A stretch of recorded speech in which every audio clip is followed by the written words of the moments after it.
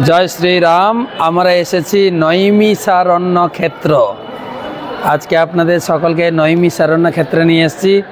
এখানে আমাদের প্রথম দর্শন হচ্ছে মাতা ললিতা শক্তিপীঠ মা। এখানকার এই নৈমিষারণ্য তীর্থ তিনি সেবা করছেন, যত তীর্থযাত্রী আসেন তাদেরকে আশীর্বাদ দিচ্ছেন।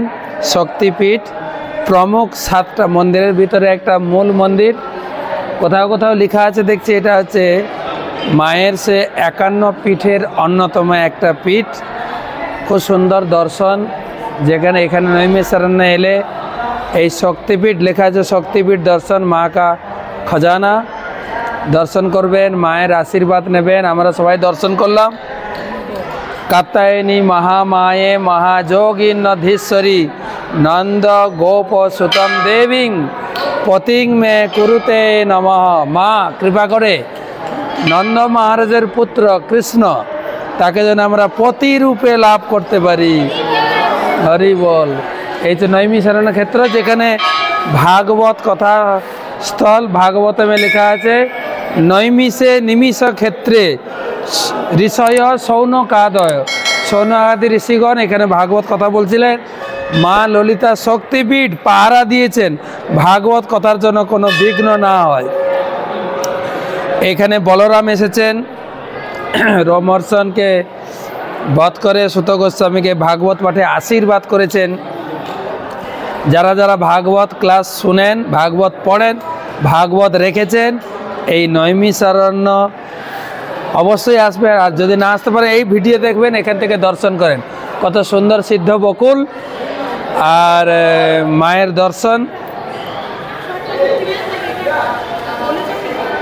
108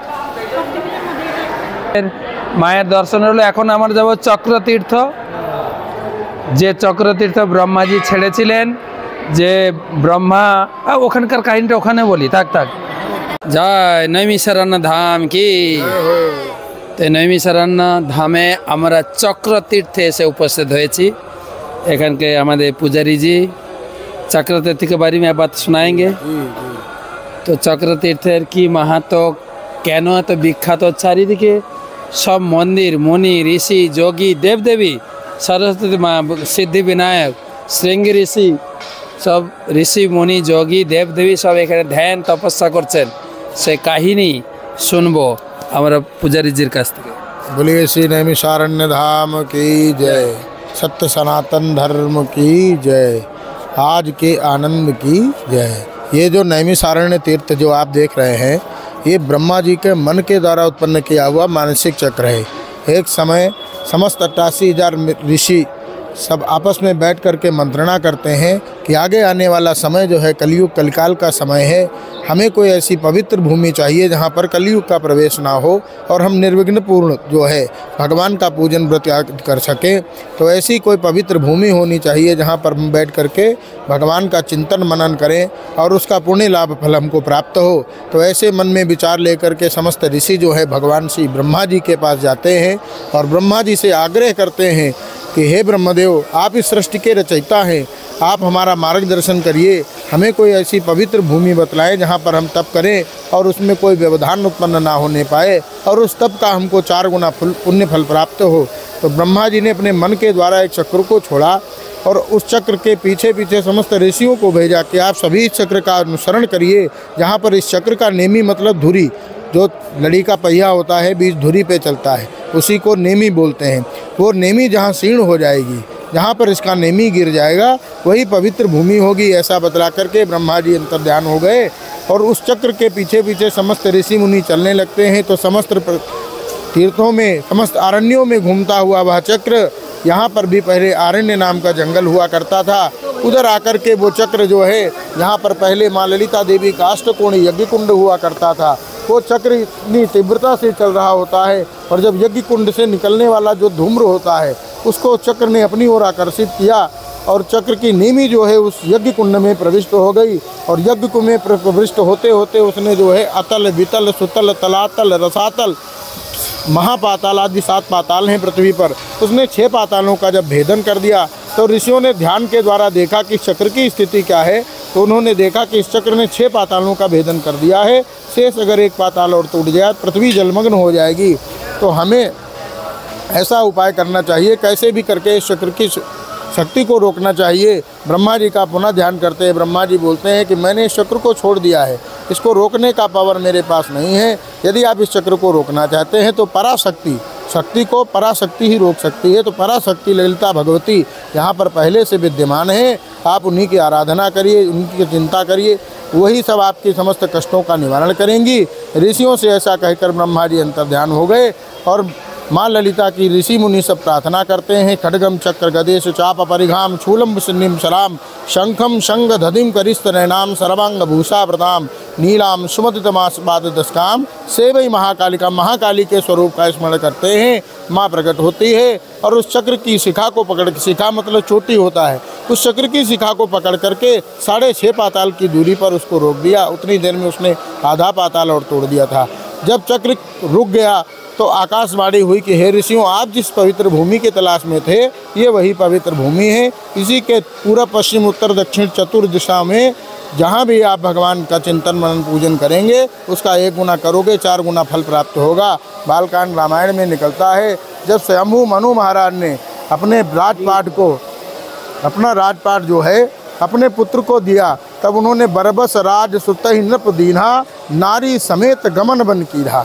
उतरे आए धेनुमती तीरा। यहाँ गोमती गंगा के किनारे धेनुमती मतलब गोमती माता, उनके स्थान पर आकर के यहाँ पर 23,000 वर्ष तपस्या किया और भगवान को, नारायण को अपने पुत्र रूप में प्राप्त करके भगवान मनु, उनके द्वारा जो सृष्टि का रचना हुई, वही कालांतर में राजा दशरथ हुए और उनकी पत्नी शत्रुपा जो थी माता कौशल्या हुई। एक पुत्र मांगा था, 4 पुत्रों सहित भगवान वहाँ उनके घर में अवतरित हुए।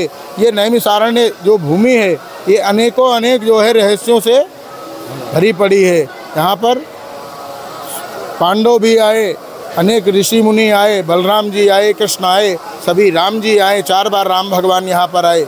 तो ये बहुत पुनीत स्थान है और मुख्यतः ये तपोभूमि है। जय श्रीमन नारायण जय। तो শুনলেন নৈমিষারণ্য ক্ষেত্রের কাহিনী। এখানে ব্রহ্মা সৌনকাদি ঋষিগণ ব্রহ্মার কাছে গিয়ে প্রার্থনা করলেন যে আমরা তপস্যা করব, কোন একটা পবিত্র স্থান নির্ণয় করুন যেখানে আমরা তপস্যা করব। তখন ব্রহ্মা তার হৃদয় থেকে, মন থেকে একটা মনোময় চক্র ছেড়েছিলেন এবং বলেছিলেন এই চক্র যেখানে থামবে সেটাই হচ্ছে পবিত্র জায়গা। মুনি ঋষিগণ তার পিছনে পিছনে যাচ্ছিলেন। 88,000 মুনি ঋষি সেই চক্র এখানে এসেছিলেন। এইখানে অরণ্য ছিল, অরণ্য, আর এইখানে সেই চক্র পতিত হয়। আর চক্রের এত তেজ ছিল, এই চক্র এখানে পড়ে পাতাল ভেদ করতে করতে 6 লোকের নিচে চলে গেছে। তখন চক্রকে রক্ষা করবে কে? আর চক্র এখানে ললিতা দেবীর যে মন্দির আমরা দর্শন করলাম, সেই চক্র তীর্থে সেইখানে সে যজ্ঞ চলছিল, সেই যজ্ঞ ভেদ করে চক্র চলে যায়।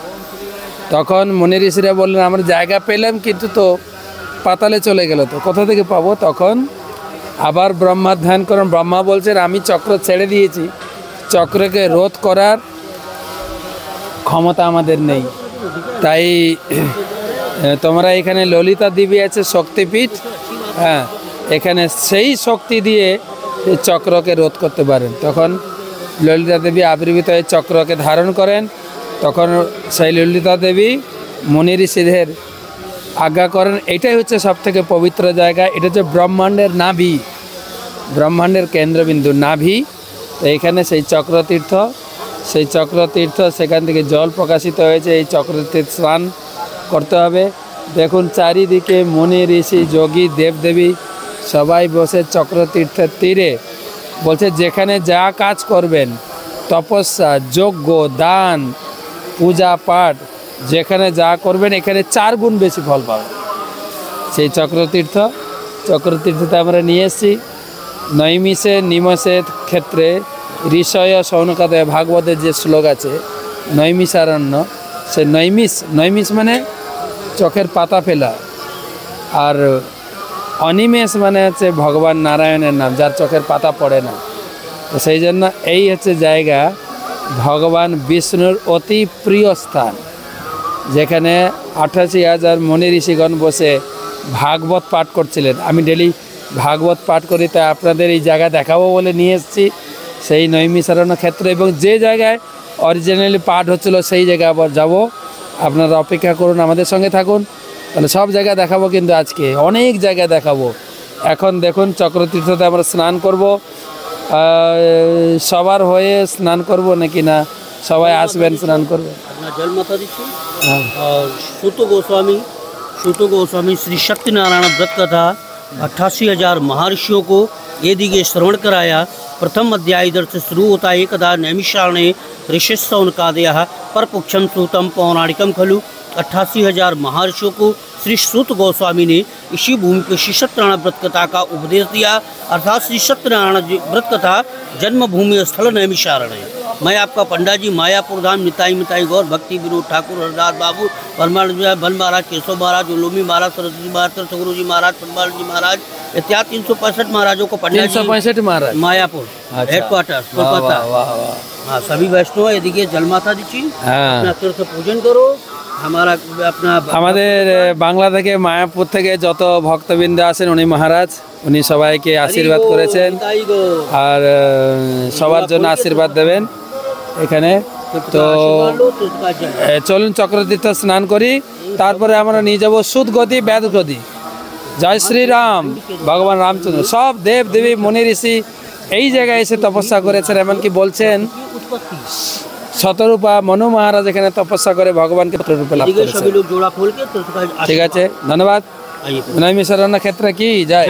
88,000 महर्षियों জয়।